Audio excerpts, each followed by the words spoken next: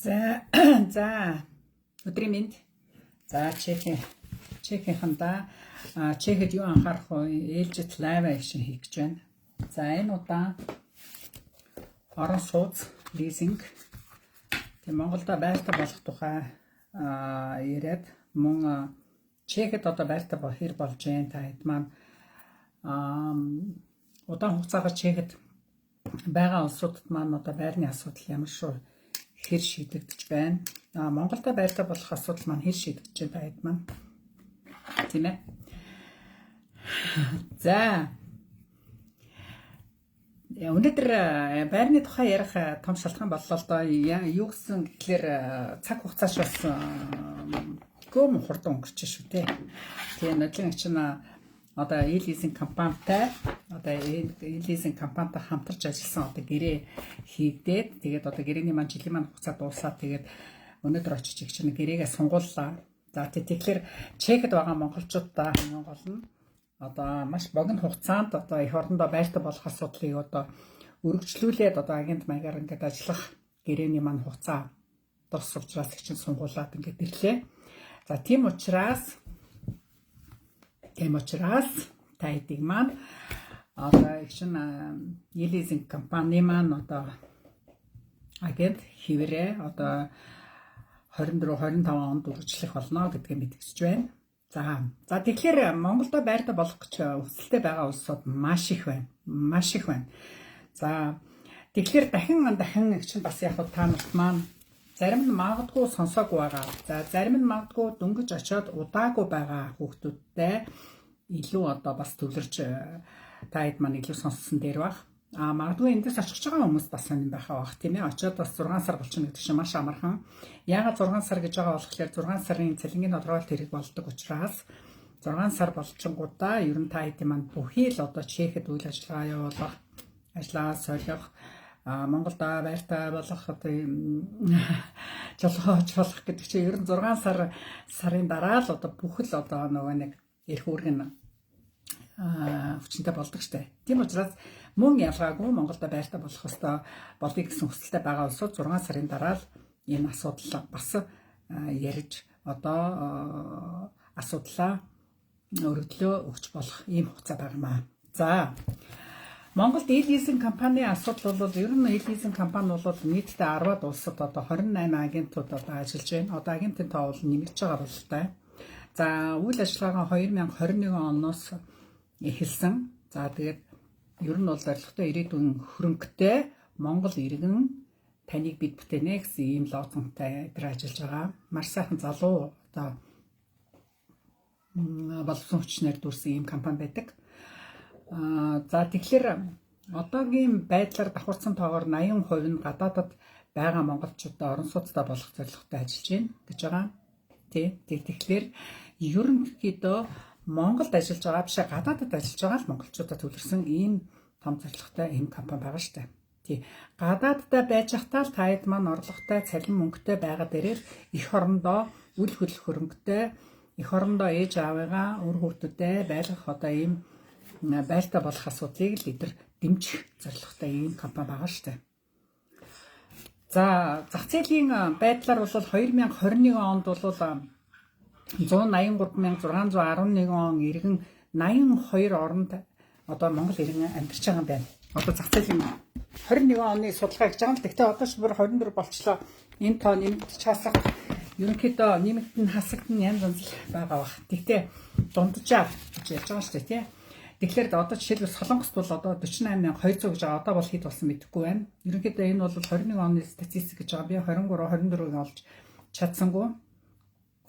За Японд байна, Францад байна, Америк нэгдсэн улсад 30,000 гаруй байна, Канадад 5,000 гаруй байна. За Чехэд бол 21 онд бол 11,000 байсан бол одоо 13,000 гэж ийм тоо би олж харсан юм байна. Тэгэхээр Чехийн маань монголчуудын хувьд бол тоо бол эрс өсч байгаа. Нөгөө ажилчдын квот нэмэгдснээс холбогдолтой ийм тоо нэмэгдэж байгаамаа. За тэгэхээр миний фокуслж байгаа асуудал бол ерөөсөө Чехэд байгаа монголчууд буюу Европод байгаа монголчууд маань одоо энэ лизинг компанитай хамтарч одоо гадаадад байхдаа Монголда орон сууцтай лизинг үйлчилгээ хамруулад ингээ байртай болох тал дээр фокуслах тал дээр дэмжиж тусалж ажиллах юм байнамаа. Мэдээллийг ууч холбох энэ компанитай та хэдийгээ холбох үгийг гүйцэтгэх нэ.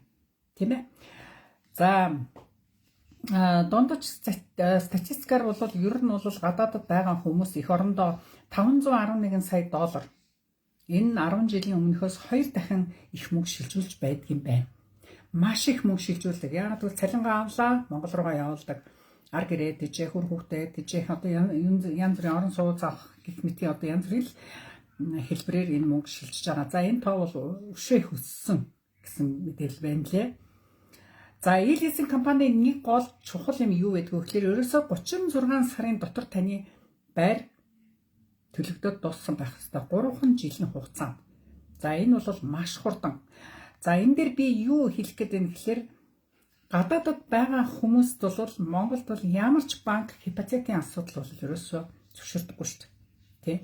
Гэтэл эдний компани бол та хэд маань гадаадд байгаа цалингийн тодорхойлолтоор та хэд маань гадаадд байгаа дансны хуулгаар тийм ээ цалинтай тухайн орондоо визтэй ажиллаж байгаа нь үнэн гэсэн юм тодорхойлолт явуулсан байхад та ажлын 5 хоног таны асуудлыг шийдвэрлэдэг.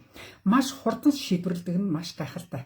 Залуучууд үнэхээр мундаг ажиллаж байгаа юм дээр харагдаж байгаа. Манайхан авсан усуд нэлээдгүй байгаа. Одоо өшөөч их аваасаа, өшөө их хамрагдасаа л гэж их чинь хүсэж байна.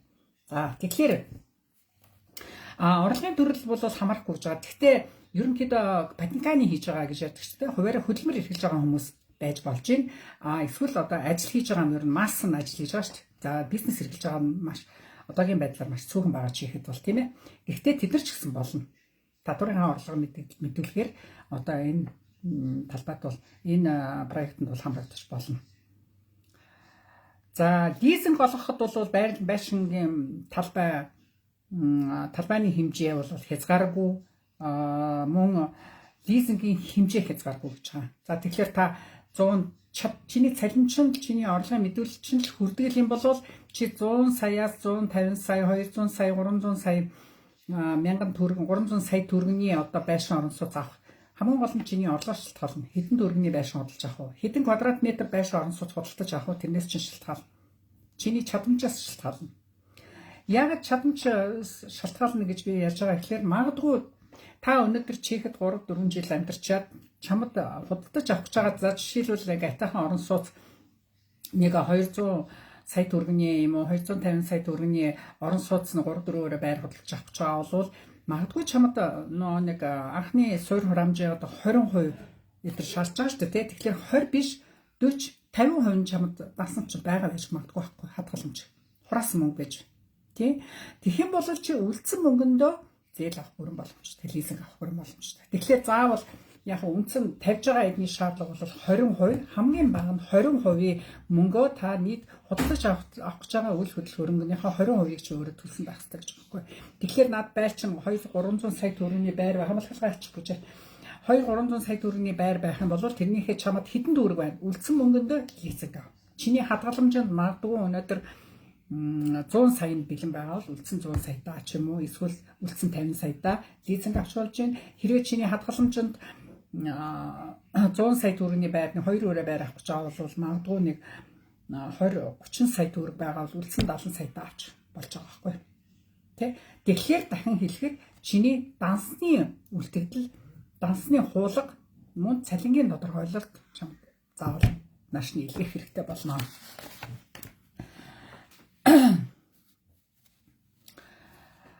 Ерөнхийдөө одоо Монголд бол 1 квадрат метр нь 3.3-аас 3.5 сая төгрөг хүрээд байгаа шүү дээ. Гэхдээ өөнөөс ч гоё байрууд бол хаус маусууд бол 5 сая болох хүрсэн байгаа. Гэхдээ манай монголчуудын маань Чехэд байгаа цалингийн хэмжээгээр бодоход надад бол яг энэ хэмжээний мөнгийг бол 2.5 гэдэг чинь одоо нодлын урчин байсан шүү дээ. Одоо тэгэхэд ингэж нэмэгдчихэд байгаа байхгүй юу? 1 сая төгрөгөөр нэмэгдчихэд байна. Тэгэхээр одоо удаашрах тусамж юу яах одоо хурдан хөдөлгөөл хэрэгтэй таад маань. Тэгэхгүй бол үн уучлаарай. Үнд нь нэмэгдээд байгаа байхгүй юу? Тэгэхээр магадгүй эргэжил нөгөө 3.3 сая 1 квадрат метр нь 3 сая гэсэн хэрэгжил 4 сая болж том эрсдэл өндөртэй байгаа. Тийм болохоор таад маань нодлон авсан хүмүүс нь одоо хожиж байгаа байхгүй юу? Нодлон 2 сая 500-аар авсан бол одоо яг тэр байшин нь 3 сая 500 болсон байна жишээ. Тэгэхээр таад маань өдөр түргэн маш зоригтойгоор одоо хэдэн төгрөгийн л одоо хадгаламж хоримтлал байдгийн одоо тэрийгэ буцаагаад одоо тэрэн дээр одоо дутуугаа одоо шууд хийцэмдээд одоо 3 жилийн хугацаанд төлөөд дуусах одоо хэмжээний ямар ч усны 2 3 байртай болоодох л доо.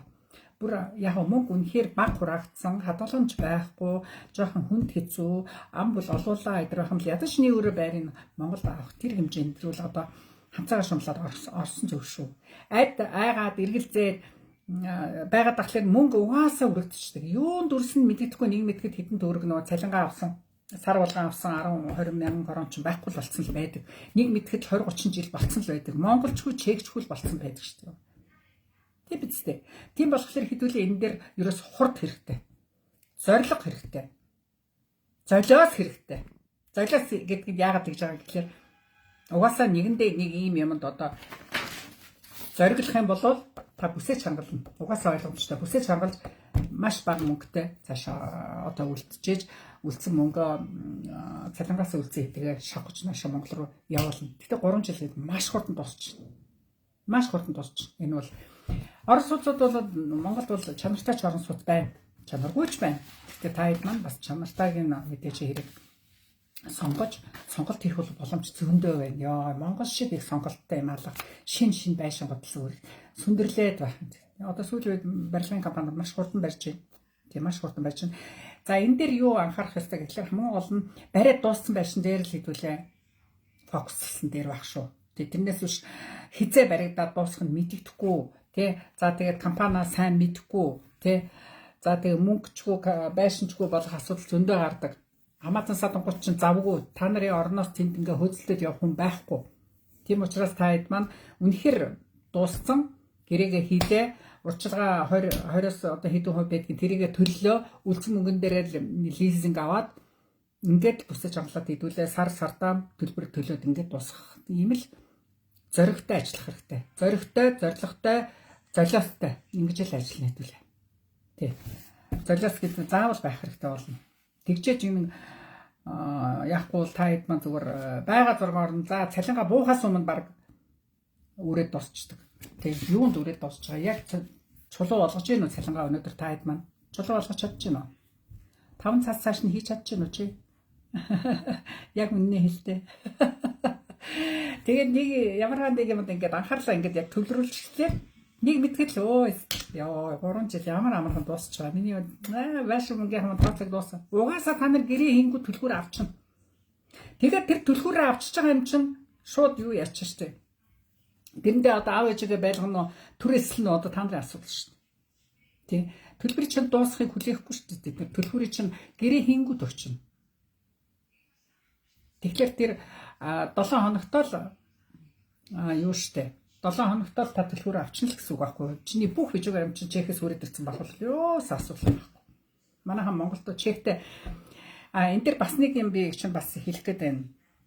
Ер нь бол хипотека чехэд бол асар олон жилийн тий маш их эрсдэл дагуулсан хүний нутагт за тэгээ чек иргэн болоогүй хүн болоод уучлаарай яста. Үнэхээр сайн бодвочтой асуудал шүү. Үнэхээр тэр байшинг авах уу болох уу тэрийг бол үнэхээр сайн бодох хэрэгтэй. Тэрнээс биш 30 жил одоо би бол тим юмд их дургуул дээ. Ерөнхийдөө бол 30 жил одоо тийм нэг байнгын хараад, банкны хараад те. Өглөө болгон за нөгөө нэг сарын төлөлт нь юу болж байгаа вэ? За нөгөө цалингаасаа төдий нь явчих шүү дээ. Яана гэл те. 20 30 жилийн тим хипотекийн зээлийн дээрээ бол үнэхээр одоо залуу хүний хамаг амьдралыг зүгээр хуулц шиг л сороод дуусна да. Тэр бол үнэхээр 7 хэмжид нэг отлоо гэдэг шиг маш сайн бодож эрсдлээ бодож хамгийн гол нь чи өвдчих юм бол чиний оронд хэн төлөх юм? Чи Монгол буцчих юм бол чиний хипотекийг тэр чехэд хэн хариуцах юм? Нэг хоног хоцроо хавал хэдэн төгрөгийн өрөнд дундаг үлээ. За тэгээд бүр шүүхийн шийдвэр гүйцэтгэл очиж юм бол та яах вүлээ? Бүгдийг тооцоолох хэрэгтэй, хинч хэрэгтэй. 3 жилийн хугацаанд Монголд байртай болоход бол би тэг болсон хэрэгч шүү. Тэгээд энэ өмгөөлтэй Элизэн гэдэг чинь өөрийн гэсэн өмгөөлийн компани шүү дээ. За сайн байна уу 50 настай эрэгтэй хүнд ажлын гэрээ байна уу гэнэ. За би орон сууцны асуудал яригдж байгаа учраас ажлын гэрээний асуудал бол 50 настай байгаа шүү. Гэрээний асуудал бол яг дараа нь ярэ. Тэ? Гэрээ бол найдвартай. За байр хоол хүүхэд таардаг шүү дээ гинэ. Тийм.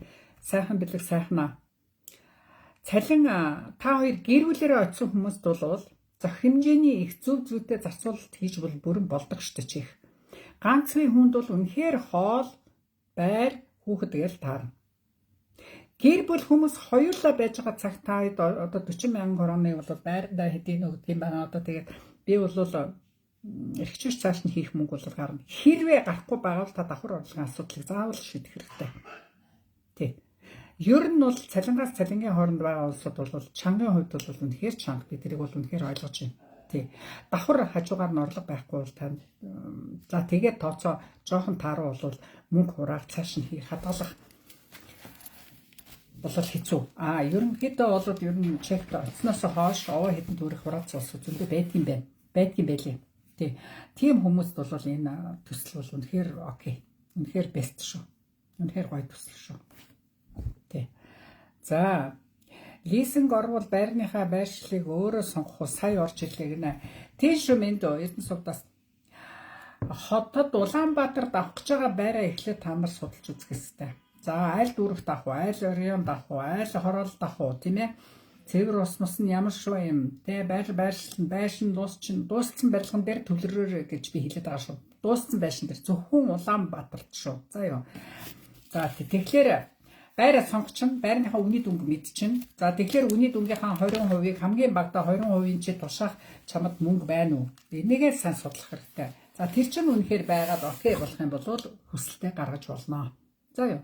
20 байтгаа байгаа гэх юм бол бүр сайн. Тийм ээ. За тийм. Мэд ойногч би байгаль руу битсэн гинэ маш сайн байна. Битснийгээ эгчнийгээ давхар өгөөр за ёо. Давхар өгөөд яваарай. Эгчин эндээс нь бас мотор дуулах, асуух, зөвлөх юм байвал эгчин дэмжиж явна шүү та хэдийгээ. За ёо. Тий. Дэмжиж явна шүү. Зүгээр бичээд орчих биш. Өшөө үнэхээр бичээд шаардсан юмнуудын гэлс явуулаарай. Тэгжээч айгүй хэдүүлээ хурдан асуудлаа шийдвэрлүүлнэ шүү. За ёо. Тий. За сайн байна бичсэн бол.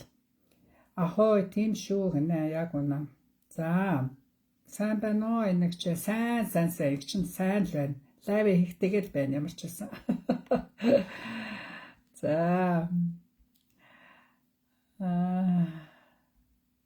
Энэ юу гэнэ?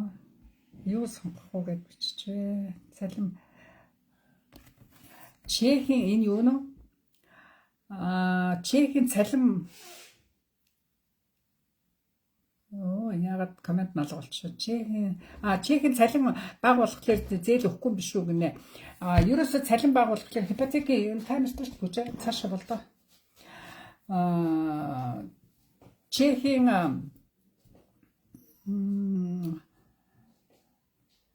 Чехийн цалин баг гэж ерөнхийдөө болоод 1000 евро бол унтчаар бол авчиж байгаа ч та хэд маань тий. Тэгэхээр гэр бүлийн хоёр бол 2000 евро гэж тий.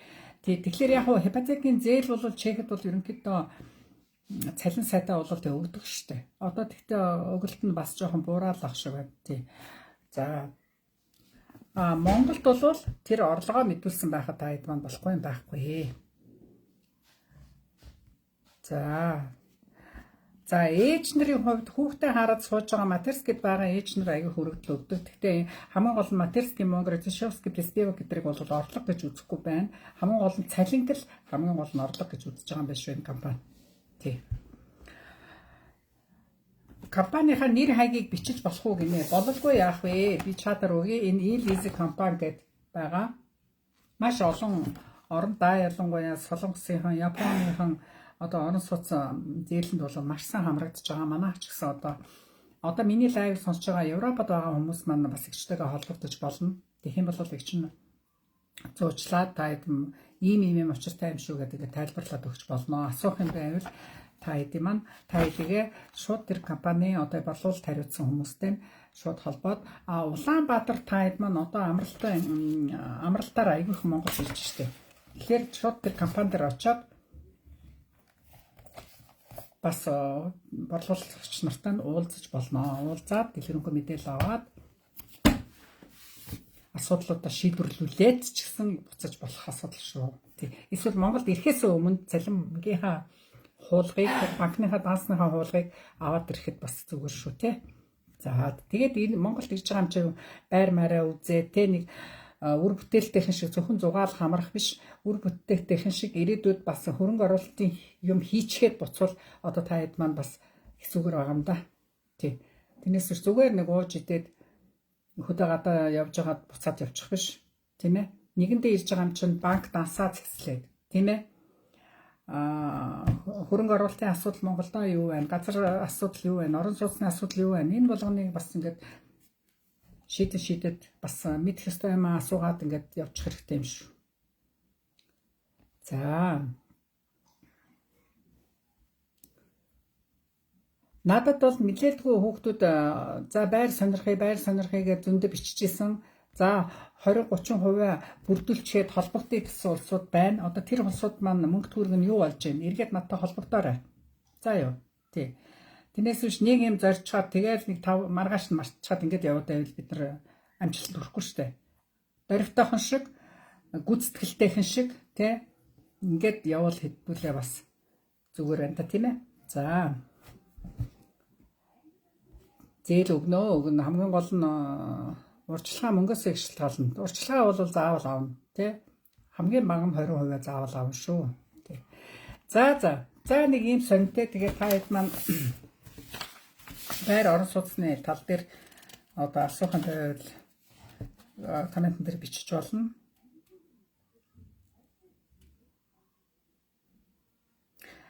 Эдрийн тавьж байгаа шаардлага бас нэрээ асуусан байсан. Нэгдүгээр насан турш байх ёстой, тийм ээ. Чанаргүй зээлийн үлдэгдэлгүй байх ёстой. Монголд шүү зээл Чехийнх өөр зээл хамаарахгүй. За визтэй байх ёстой. Гадаад паспорт иргэний өмнөх хэрэгтэй. Оршин сууган хаягийн тодорхойлолт байх ёстой. За гадаадд суугаа байнга оршин суух 6 сараас доошгүй хугацаанд тогтвор суршилтад ажилласан байх ёстой. Шүүхийн шийдвэрийн дагуу төлбөргүй байх ёстой. Дансны хуулга, орлогын баталгаажуулах баримт, хөдөлмөрийн гэрээ, холбогдох гэрээнүүд гэсэн ийм л юмнууд авч байгаа. За тэгэхээр ерөнхийдөө гэмт хэрэг зөрчилгүй, тийм мэдээж хэрэг, тийм мэдээхэн юмнуудыг та хэд маань файлаар, мэйлэр юм уу тэгээд явуулахад асуудал байхгүй. За тийм. За тэгээд бүгдээрээ байртай, орон сууцтай, Монголдо эх орондоо үл хөдлөх хөрөнгөтэй болохын төлөө зүтгэх үү? Болно шүү дээ, болохгүй юм байхгүй шүү дээ, тий. За бүгдээрэнд тэгээд амжилт хүсье. Асуух юм байвал тэгээд хувь чатаар ч гэсэн бичиж болно. За юу. Баяртай. Гэрээний тухай тэр би нэг хүүхд бичлээ. Ажлын гэрээнд банк бүтгэж байгаа шүү. Тий. За тэр гэрээнийхээ асуудлыг хувь чатаар дандаа бичээд байгаарэ. За юу. Тий. За баяртай. Баяртай.